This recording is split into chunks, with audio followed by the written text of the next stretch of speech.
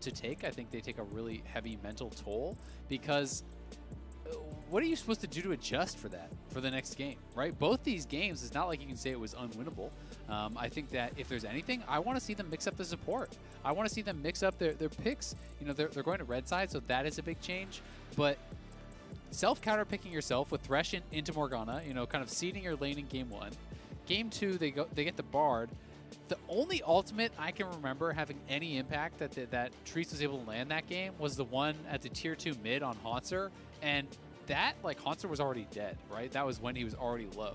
So both games I feel like Treats has been really ineffective. They are going to change things up. They're just banning the Morgana, getting rid of it, because TSM need to put themselves in a position, especially when they're prioritizing Caitlyn for first pick, to actually win the 2v2. And I think in both games they haven't done that.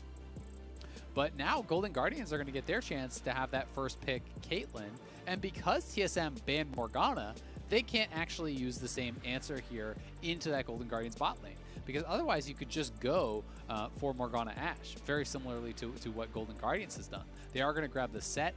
They are going to go towards Thresh. So this is going to be their answer instead. They're not comfortable playing the Morgana very clearly. They're not comfortable playing into the Morgana. So I would still expect to see Ashe paired alongside it, but it will be a different look, and we'll see if Golden Guardians can win both sides of that bot lane matchup, having the Ashe and having the Caitlyn. Yeah, certainly be a big statement here for FBI, who is a player that has looked up to Doublelift his entire career. Also a change here in the jungle, no set because it's taken by TSM, of course, so it's going to be that Graves who were kind of hinting at. We saw Golden Guardians ban it a few times in Phase 2 and wonder where the Graves was going to be for closer, but he says, hey, set's banned, that's fine, I'll just take Graves. That was my plan all along. Yep, grabbing that Graves, you know, that had been getting, you know, banned out sometimes in the previous games.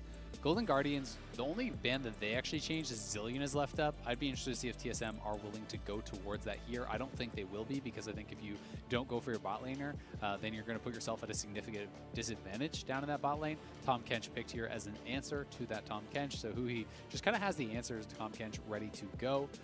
Ashe just makes sense, honestly. You know, it's kind of the most comfortable matchup you can have as a bot laner into Caitlyn. Caitlyn really does have a bit of an edge into everyone because TSM are not going for like a really lane dominant support like the Morgana themselves. They do really need to have that Ashe kind of battle it up against the Caitlyn. But I would say they have a pretty good lane matchup here. Tahm Kench doesn't have a lot of lane presence, but it can, you know, work very heavily to deny what TSM wants to do, and will still give FBI the freedom to try to get aggressive here. Yep, certainly good against what TSM have in their duo lane. Like, we see Tahm Kench and with Ashe a lot of the time. We also see Tahm Kench against Ashe for similar reasons. So will not be as easy for Golden Guardians 2v2 to find an advantage. So curious to see how the other side of this matchup plays out, as you and Probably on the desk were mentioning. Also, the expected mid lane bans are continuing. Very curious to see the global mid laners getting banned out now, given that both these players do like those champions a lot. So Galio there for TSM, Twisted Fate for Golden Guardians, and then Cannon banned away once again for Haunter. It seems like TSM have no interest at all in giving Haunter that champion. He had an incredible game recently on that. Kennen, you know, really was able to land some fantastic ultimates, taking away a couple of more Bjergsen champions. Honestly, like, the Aurelia is Broken Blade, it's a flex, but this is essentially 5 bans towards mid lane. I mean, Bjergsen has been performing despite getting constantly target banned. You know, even if TSM are to get swept here, there's not a lot you can criticize about Bjergsen's performance. I think he has been fantastic in 2 games. You know, he blind picked his ear both times. Demonte had the counter. He was eating basically every single ban from Golden Guardians, and he's still doing the best of anyone on his team. So, you know, the rest of TSM do need to step up around them. I think in particular, Treats needs to step up. He had been good for TSM in the regular season, but I don't think that Treats has had, you know, very impactful games in either of the first 2. Even with that, though, TSM still have been in positions to actually win both these games, so it's not as though they haven't had a chance. They just haven't been able to execute when it really counted, and Golden Guardians has been able to find ways to circumvent their team fights and to find clever ways to actually end the game. Blind pick Mordekaiser here is interesting, and I'm going to be curious to see if Broken Blade is willing to go towards a more risky counter, something like the Jax that actually can, outscale in the 1v1 and really start to run over the Mordekaiser. I've seen this taken in the LPL. I've seen it played elsewhere. It is something where you can definitely outscale in the 1v1, especially if you want to build towards a little bit of magic resistance. Can be very powerful. They also can go towards, something a bit more standard. The GP would work here. You can also orange out of the Mordekaiser ultimate, so that is an innate, really beneficial thing for you there. But this does mean that there is going to be a mid lane set. Yep. So they don't have a lot of like guaranteed engage. I'm kind of concerned for TSM's engage here. Can they actually find like a full-on hardcore fight? Because you have Hook and you have Arrow, and you have Bjergsen maybe finding a flank or an angle, but like Tahm Kench completely denies Ashe Arrow and Tahm Kench and the Thresh Hook pretty easily. And given that, I do think that as TSM, you won't win like just like a straight up 5v5 front to back. Like there should be such a good ability to actually kite back with Ori, as well as Caitlyn and Graves. Mordekaiser ulting out one of the targets, even just like ulting someone like Nidalee, who's not going to stand much of a chance in the 1v1. Things could be concerning there. But TSM, I do think with this Thresh Ashe lane, with the GP on their side to try to help them around that bottom side, they have more tools to help them out in the 2v2. So we'll see if they can create advantages there and kind of just run the game through neutral objectives, which is kind of similar to what Golden Guardian's game plan have been the last couple times around. Yeah, I think thinking about TSM in this series, though, I do agree that Treats has certainly not had the best performance. I think he has been the worst performing member of TSM thus far in the series, and it is important to note, as we mentioned in Game 1, that he is new to playoffs. In fact, he's new to the LCS at all. He's coming from Academy pretty late into the split. I will say that the other player we were worried about in Speaker has actually looked quite good. He might actually be the second best looking member of TSM behind Bjergsen from what we've seen so far, and they are actually giving him agency here. Like, Nidalee is a pick that you have to be very sure about when you take it for your jungler, because it is so selfish and is quite early game oriented. Speaker very capable on these types of champions, but I'm curious to see if he can find some sort of advantage with it, because if he doesn't, you don't really have the fallback plan of someone even like Set, which can at least get an ultimate happening with a flank, even if you fall behind early. And I mean, it is a big risk, right? This is the first time he's actually brought it out this entire year, not just summer. He didn't play it in spring either. So you are, at the risk of getting swept here. They would still have the lower bracket awaiting them if they do get swept out in this series by Golden Guardians. But kind of a lot of faith being put into Speaker here and his ability to perform on the Nidalee. Nidalee in North America in general has not done very well. It has been able to often get leads, to create advantages in the early game, but people really struggle to close out the games. And let's be honest, that's what has been kind of happening to TSM in these last couple games. They have been able to get themselves into potentially winning positions, but not been able to actually close out the games. So, I wonder how effective the Nidalee is going to be overall in the LCS. It's been 4-8. It's obviously a small sample size, so it doesn't mean the most, but not a lot of people have really been winning on this champion. It's interesting, right? Because Nidalee is one of those champions that is very common among North American junglers in pro and in high elo, right? They've all played it at some point. Like Blabber's known for his Nidalee, Speak was known for his Nidalee, Hard in Academy has been known for his Nidalee. Closer has played also in the LCS, although he's obviously not native to North America. Yeah, right? But yeah, when we see it in the LCS, it often doesn't go the way you want to, even if they do manage to get some leads. So a risk potentially, but it is cool to see Speaker stepping up to the plate, being given this pick. And TSM are trying something here, but the bait will not be taken here by Golden Guardians, as TSM are going to recall out. Yep. Yeah, I mean, it's just one of those picks that I think it's kind of like a classic scrim pick. It's one of those champions that has the ability to snowball out of control, that has a dominating early game. Oh, TSM is actually just going to fight this. Yeah, Bjergsen actually ghosting in. He's got Facebreaker. There's the double pull into Hook. Good flash there for Hauntzer. And that's all they'll get out of that one. They do end up getting the flash. That's still pretty big, though, because Hauntzer's going to have to play on the back foot. And he doesn't actually have time to base. So he's going to start down health, and Broken Blade even looking to be annoying here. But can't go too far because Closer has quick draw, and if he hits level 2, he can just run you down with the phase rush. But either way, good little advantage there taken by TSM. We'll see how things shake out down on that bottom side. Tahm Kench looking to invade and be a little bit annoying, dropping a ward there perhaps. It seemed like he actually put one down, so he's just kind of trying to check where Nidalee was starting. And Speaker will be starting Leashless on that top side.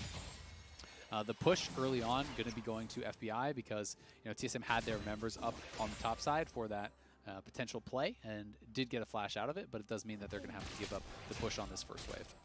I do just want to say, like, we talked a lot about Bjergsen and how well he's played this year in this split especially, but there's something really special to me about a player who, like, is known for his, like, Zed and Akali and, like, carrying on these control meters, but also is like, yeah, I'll take Zed, right? You know, give us some draft flexibility, beat up Demonte in the mid lane here. Like, Zed is not a pick that every mid laner is willing to play, let alone can play. But Bjergsen, I think, has been, you know, playing a lot of Galio, lots of Fate, has been willing to take a back seat as a carry, despite being a star carry player, in order to do what is better for his team. He just wants to win, right? Yes. That is what I've learned about Bjergsen over the years. You know, anytime you talk to him, he will play. Doesn't matter what it is. Doesn't matter if he's going to get 0 farm the whole game. If he thinks that's what it's going to be to win, if he has to sit under his turret and just be a support, if Janna mid is the best champion for him to win, that's what he's going to play, right? He's shown that playing Lulu mid. He's shown that playing full tank Galio, playing tank Fiddlesticks. You know, this guy will play whatever he thinks is going to give him the advantage. And Demonte has started Cull, so he is a very squishy boy. You know, going to be taking a lot of punishment on those, and those trades look worse because he doesn't have the flat health from a Doran's item or anything. You know, this is a riskier start, right? It's going to pay off if it's just a farm lane. And he took phase rush and he's playing against Set, so he's basically saying, well, I would just kite you out. You won't be able to catch me. But thus far, Bjergsen has been getting some really nice trades and 1 or 2 more bad trades, and Demonte's going to be back to base early. And, you know, this Cull potentially is able to be punished here. And he's actually basing already because they don't necessarily know where Nidalee is. And if you get hit by a spear, you know, after a pull-in, that can be dangerous. He will cancel his base and try to farm this up. But Bjergsen already doing really well in this laning phase and has been performing, as I said, very, very well throughout these 3 games. And they're looking to punish Haunter here. Going in, they are spotted by a ward, but at the very least, they'll zone him off some of this. They know Haunter had no flash, and if there wasn't a tri-brush ward there, Bjergsen could actually be the one to start that up, and they could probably go for the 3-man dive. So I like the attempt from TSM, trying to utilize that mid lane priority that they had, and it's something good to see. Yep, that's all Set wants to do, right? Get out of lane and try and affect another lane. We've seen Niski play this one already, this split in the LCS. So it's getting trashed. Ooh, that is accurate. 14 to 20 CS and counting as FBI and Huhi, just slowly pushing this wave up here and zoning double if 10 treats off this farm. Yeah, and I mean, again, we do see, you know, Huhi is just, I feel like, playing so well throughout this series. Then his flexibility seems to be getting them a pretty big advantage. You know, we have had him have the answer, you know, and when blind picking, Treats did not kind of have the answer. You know, and to be fair to Treats, we don't necessarily know whether the team is saying, like, we need Thresh for this later or whatever. We don't know the full reason for all the picks. The closer up here on the top side, trying to deny Broken Blade from actually pushing this in. You know, would love to set up a freeze here for Haunter if he could, but either way, Huhi has been coming out better as far as the picks go, and really performing well. And Golden Guardians, him and FBI have been playing great, and these guys are at a pretty big advantage thus far. Bjergsen going to get surprised here by Closer, but Set going to be more than fine there. Bjergsen just pops the Haymaker and walks away. Still a good bit of attention paid there by Closer. Make sure Demonte can get that wave pushed in, and maybe if Bjergsen does something silly, which is extremely unlikely, they can get a kill. Yeah, it's you know, it's possible, and I think he's basically just looking to farm bot side, so he's like, well, why not? Do a little drive-by mid. If Bjergsen messes up, you kill him. If he doesn't, you do a little bit of damage. Who cares? You know, he's not really trying to hide where he's going. But Golden Guardians, you know, again here pushing in. This is actually the biggest lane advantage they've had of the 3 games. You know, even the first game, TSM did handle it a lot better with that Thresh. Now, TSM looking to actually move to punish this. Bjergsen has mid lane priority, but Shockwave was just used by Demonte, and they're battling it out here, trading ults. Yeah, Bjergsen actually going in there. The Haymaker doing a hefty amount of damage. Bjergsen looking for the solo kill, but doesn't quite grab it. Still, Golden Guardians finishing this dragon. They are committing to it, and they do get it. Speaker now diving in, but he has to go away. Takes the lantern for Treats. Now, Huhi going to be the target, but he does flash out. Good GP ult though for Broken Blade. Double it. Can he line it up? The volley might be all they need to finish off the first blood here, but nobody in range. So everybody's going to walk away, and Golden Guardians do get the objective. Well done by them, and it seemed like Spica was kind of splitting the difference. He was cheating towards mid lane in case he wanted to try to help out Bjergsen, but decided not to commit towards going towards Demonte, and you know, it ends up being Bjergsen blowing his flash, you know, in the extended fight. They don't kill off mid, they don't steal the dragon, so Golden Guardians handling this very well. Right now it is, you know, bot lane pretty heavily in the favor of Golden Guardians. Double does have TP this game, but he TP'd. What? Did he just... I think he messed up. I think he just didn't buy. He accidentally didn't buy, and that to me smells like tilt. He came back with boots. He has If he had enough farm, he should have had a BF by there. And I don't even know, maybe he meant to like upgrade his boots, or maybe he meant to get boots and a pickaxe. Yeah, he has BF. That's a big deal. That's your summoner wasted, and now you're actually stuck in lane because your recall got stopped. Even if he got the base off there, he would have lost plates. That is bad. They're already getting trashed in this lane, and that looks like Doublelift is tilted. Yeah, I mean, FBI is also adding insult to injury. I think he has emoted every wave at least once. And, I mean, that goal difference between the two ADs is already, what, 300 or 400 between the two. Add, you know, 1250 on top of that for the VF that Doublelift is missing. And that is monumental at this stage in the game. And, yeah, that is... I mean, Doublelift's going to have to recall. So now they're going to lose at least another turret. He's going to lose another 6 CS. Like, this is them just getting crushed. That's going to be, you know, 27 CS as he'll lose the entire wave to the tower at 8 minutes. That is really bad for TSM. When you're already mentally shaken, when you are down 2-0 in 2 winnable games, you know, you've had some frustrating ones, albeit, you know, some of it is champion picks and the way that the game is going. You know, this is not how TSM wanted this to go, and for this to happen here in Game 3 is pretty devastating for them. Yeah, Demonte even going to roam over, has the blue buff already, pushes up mid, going to help Closer get the Rift Herald, so that will be another objective picked up here by Golden Guardians. As the Herald does go down, Treats and Doublelift trying to roam up now, see if they can get some info. Speaker at least is going to farm away the enemy Raptors. Diddley very efficient when it comes to farming, and counter jungling is no exception. Who he going to ride in on the Abyssal Voyage? Looks like he's bringing Closer back down to this bottom half of the jungle here. Yeah, so is just going to be able to bring him down there to help to keep that farm speed up, but nothing much being expended. It is going to be another buy there for FBI. We'll see if Doublelift wants to just try to freeze this. I'm not sure if he has the freeze set up. It's hard to see when he's kind of covering his own minions there, but Broken Blade being pushed on the top side. Things still going well here for the GP, and the gold is still very close, but clearly it's going to be pretty concerning when Ashe is basically your consistent damage, right? Like, GP can burst, GP can be strong there. You know, Nidalee is much more conditional. You're expecting Bjergsen to go full tank. You know, he's not playing Azir this game. It doesn't matter how well Bjergsen plays. He cannot bail TSM out in the same way that he has in some situations in the previous game, you know, by just taking over a fight, right? You can get the great engage, but you need damage to be there to follow it up. And honestly, most of that is on Doublelift, because he's the only one playing that true high DPS carry here on the Ashe. And even Ashe is kind of like a little bit more utility. But we'll see if they can set anything up here. They are trying to look to set up a 4-man dive. Golden Guardians have sniffed it out, though. Pink ward is dropped. They're going to back it up. They are threatening the dive, though. They will clear this out and get Doublelift a little bit of help there in zoning off FBI from a couple minions and potentially grabbing a second turret plate. Demonte also down here with Closer, so everyone's just going to call off the play and they'll return to their respective places. FBI still up 20 CS as these two waves are going to meet, and FBI is really going for the lane here. I mean, skipped boots, has a dagger, has a pickaxe now as well. He's basically relying on who his Merc Treads and the Devour to be the speed he needs to get out of any situation. And he's not very interested in getting out of situations, to be perfectly honest. He wants to just keep moving forward and shooting the enemy laner. And they have the Herald, so you always got to be nervous about the potential for them to just walk it in and drop that.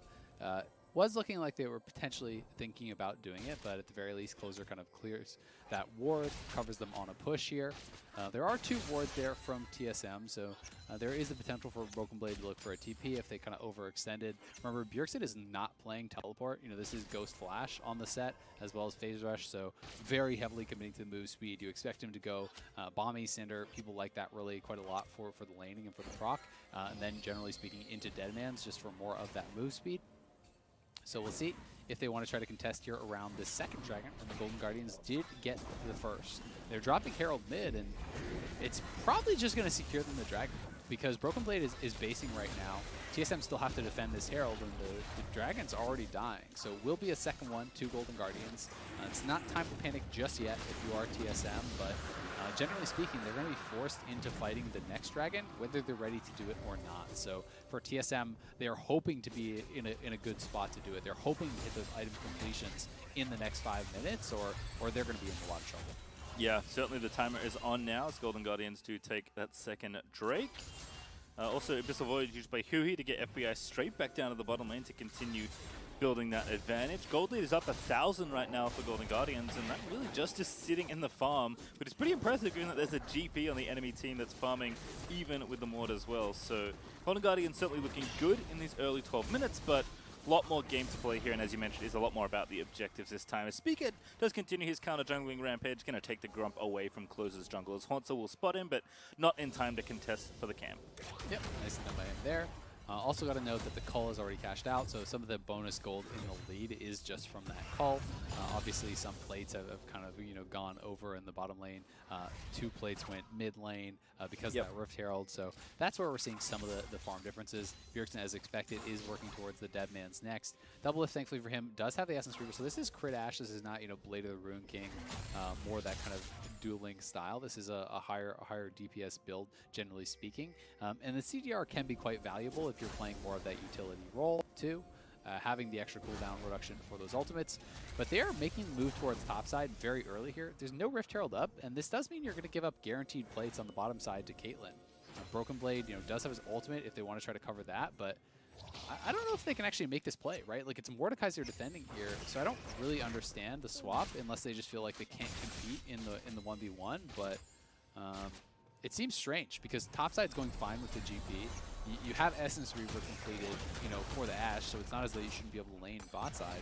So it does feel a little bit weird, and overall, you're going to see the farm numbers probably falling down here for TSM as a result. But we'll see if they can outrace this Caitlyn and grab themselves first turret at least. The Speaker's here as well, so TSM really just racing for these plates here, and it's kind of wild to think that you just said the words like feel like they can't compete in the 2v2, because that's not something we would have potentially said at the start of this series. Yeah. Given how FBI and who have been playing, especially given the pedigree of at least the marksmen they're playing against, that is very impressive for the Golden Guardians.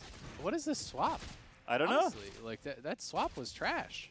It's just like you swapped your bot lane top and you kept your GP there and you gave up solo turret plates and solo turret to the Caitlyn who was already ahead to split farm between your GP and your Ashe when Rift Herald isn't even there.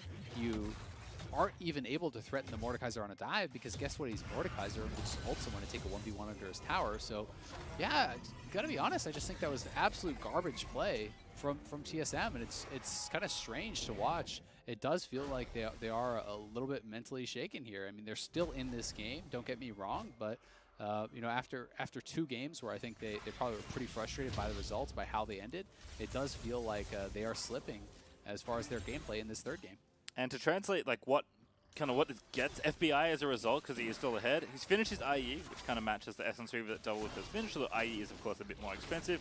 Got the upgraded tier 2 boots, same as Double Lift, and an extra crit cloak as well. So FBI is not messing around, and this is the part of the game where Caitlyn is typically not that good, right? She's pretty good early, she's very good scaling of course, but FBI is going to have a very smooth transition to 2-3 items here. The Rift Herald number 2 goes the way of Golden Guardians as well, as Close is going to pick that up, and TSM, they're sticking together. I feel like they're trying to just like pick somebody off, and Golden Guardians are just giving them nothing and slowly getting further and further ahead.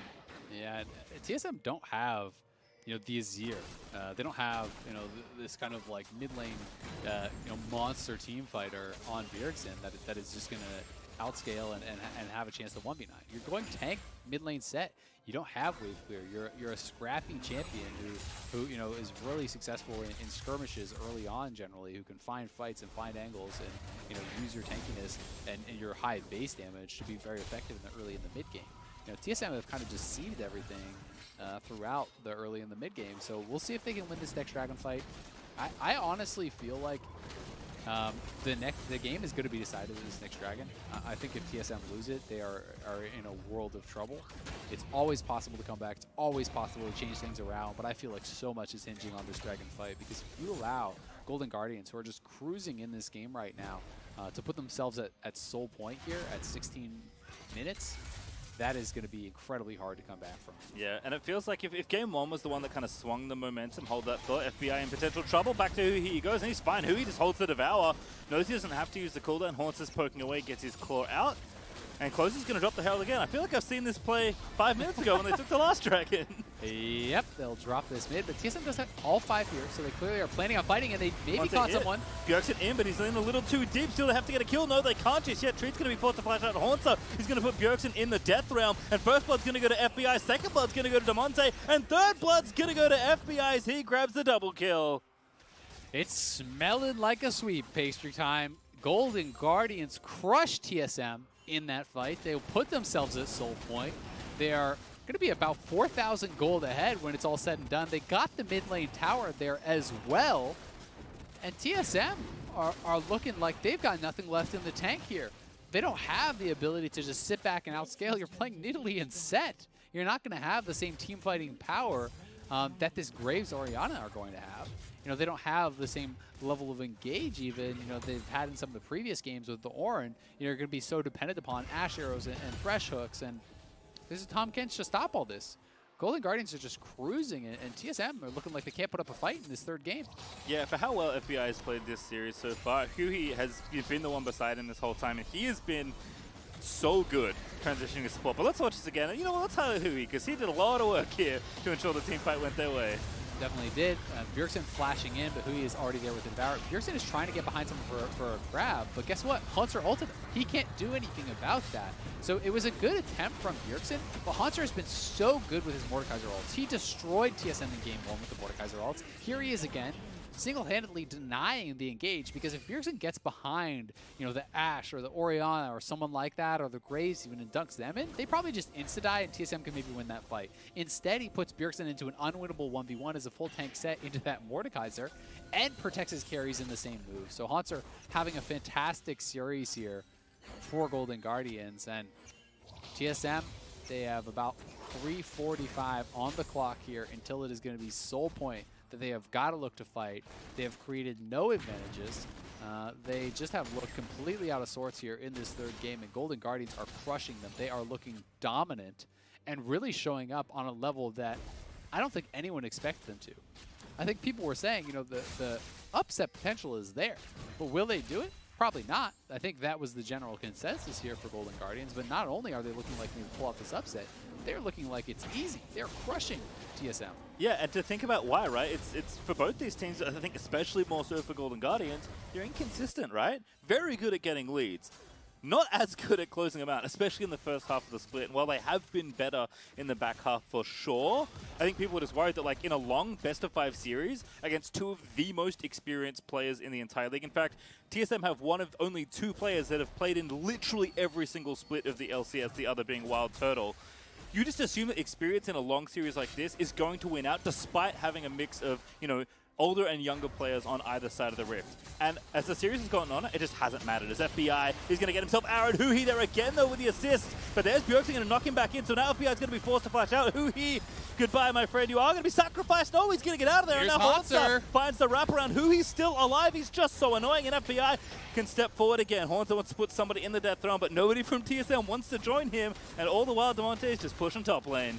Couldn't kill a single person with that engage. It was a good attempt at the fight. They get some flashes down. You know, Bjergsen dunking both Huhi and FBI, who was at his belly, back in. That was well played, but yeah, Golden Guardians have just been equal to it. You know, the first 2 games took a little bit of magic from Golden Guardians to be able to pull out some wins from some unlikely scenarios, but this game has been about Golden Guardians dominating, and they are looking like they have a little bit of a date with history here, as Golden Guardians looking to win their first ever best-of-5, their first ever playoff series as a franchise. Yeah. And Doublelift hasn't lost a best-of-5 in, I believe it was 4 years. Yep. So it's been a long time since he's exited from playoffs, and you know, probably even longer than that since he exited in the first round down to that lower bracket. You know, they wouldn't be eliminated. He would still be able to have the opportunity to climb his way back up, and TSM as a whole would have that opportunity. But still, just even losing in this first round is very unexpected for this team who, you know, it has performed just really well over the last couple weeks. They've been looking really good in the LCS, and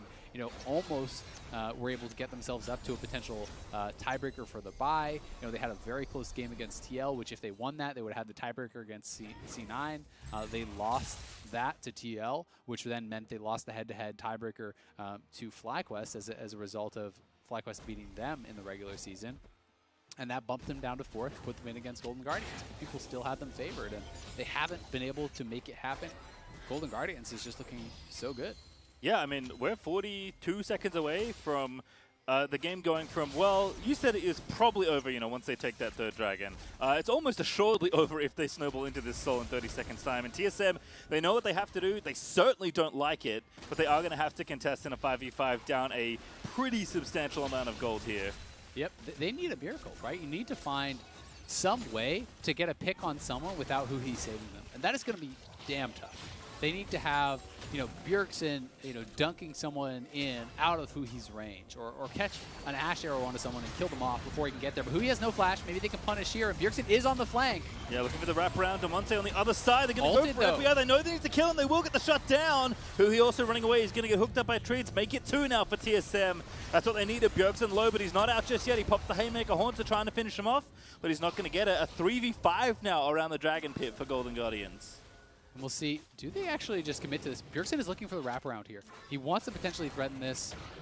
Closer is in the back. He still could get this smite steal, so Bjergsen is trying to get over there, trying to threaten him, but he knows if he gets too close, Closer will just kill him. So he's got to kind of play this dance. Oh, he's in! He's going for it! Oh, he gets a double kill! Is he going to get the dragon as well? It's going to be close, but no, it's, oh my god, Haunter! He's the one that gets the dragon. And now he's going to chase down double. If Golden Guardians in a literal 3v5 are going to walk out with the Soul, and how many more kills? Oh! 1 more for Haunter with the Proto Belt. 2 left alive for TSM. And that was the best they got, and it still wasn't good enough. Haunter, what a monster. What a player here, coming up big. Almost knocks down multiple members at the very end there. He was just... A stiff breeze would have killed off Broken Blade, but as you said, this was a 3v5 from that scenario.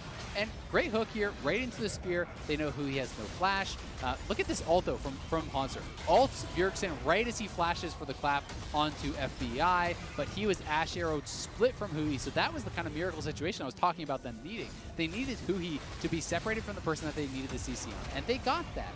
But then you see that Bjergsen is fairly low. It is the 3v5 situation. You still think they should be able to have this. Smite is available for Spica. They should be able to focus this down, but instead, they're sending just Bjergsen around here. I don't understand why they weren't looking for a fight.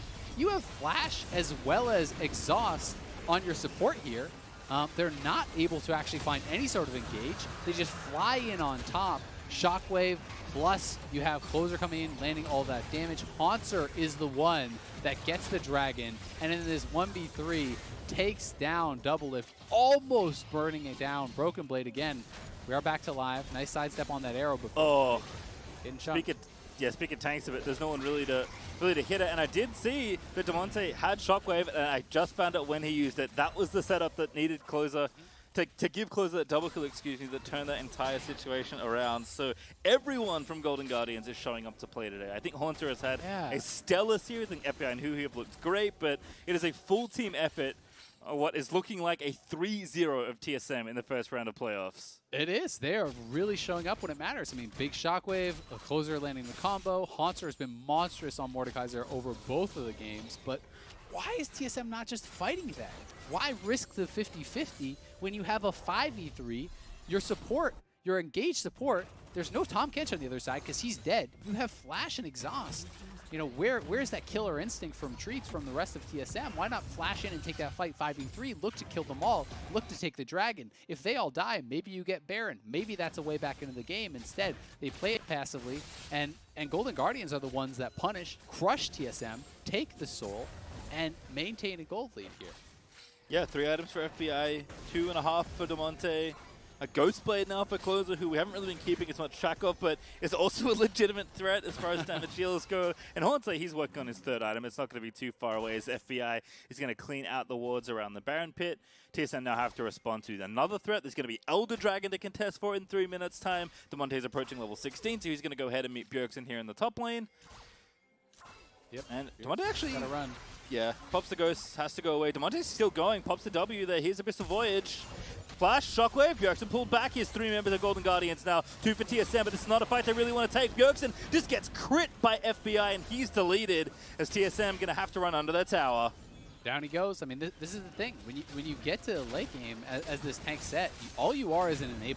You need the strong carries behind you. You need the follow-up behind you. And Doublelift looking for a pick here on Haunter, but Haunter could just turn and kill him. He's got no QSS. You're dead. Yeah, I don't fancy that at all. Haunter's going to get the trade kill. He's going to turn back around to Broken Blade. See if he can get the 1v2 done here as Haunter's still fighting, but Broken Blade will take him out. But still, the top side of the map is cracked open completely as Golden Guardians will smash down that inhib. And they're just going to end the game right now. Yeah, 4v3.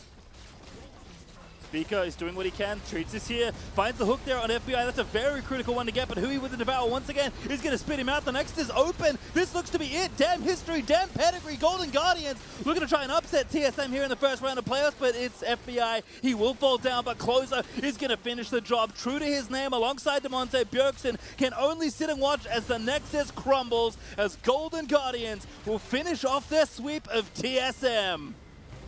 What a series from the underdogs here, not only taking down TSM, dealing Doublelift his first best-of-5 loss in years and years and years, sweeping them, knocking them to lower bracket, dismantling them in Game 3. These guys have got to be so happy. This team has never won a series in playoffs before, and they have done it in resounding fashion with an upset and with a complete dismantling of TSM in that final game. Yep, and again, important to note, despite TSM's loss here, due to the nature of the 8-team playoff format, there will still be a chance for TSM to play in the lower bracket, but Golden Guardians, now a lot scarier than the upper bracket teams were thinking. This is not the result anyone was expecting, and certainly not the fashion that people were expecting. And I think if you predicted a Golden Guardians win, you would not have given this scoreline. Not a 3-0, right? You know, everyone on the analyst desk predicted this was going to be a TSM win. You know, there were some people obviously that put it close. You know, on the dive we talked about it. We all thought it was going to be a TSM win. So everyone, you know, kind of writing off Golden Guardians, thinking, hey, there's a chance for an upset, but if they're to do it, it'll be a close series, not like this. But they really did, you know, wrestle victory from the jaws of defeat in the first 2 games, finding creative ways to win. You know, finding outplays. You know, Haunts are coming up huge with the Mordekaiser 1v1 on Doublelift in that Game 1. Getting them the Baron, and then subsequent game-ending play, the triple TP in Game 2, and then Game 3, let's be honest, just wasn't close. TSM looked out of sorts. You know, Doublelift and Treats got peeled apart in that bottom lane. They got crushed. Bjergsen was playing more of a facilitating role on this tank set, and he wasn't there to bail them out, because in the first 2 games he had been playing out of his mind to keep TSM in the games, and they didn't have him to rely on. No one else stepped up to fill that role, and it felt like without Bjergsen on the carry, TSM completely fell apart. Yeah, Golden Guardians, just a very clean-looking series by the end of it all. But for more on their first playoff win and their sweep, the Tigers will be in the Verizon post-game interview with the Golden Guardians bot laner, FBI.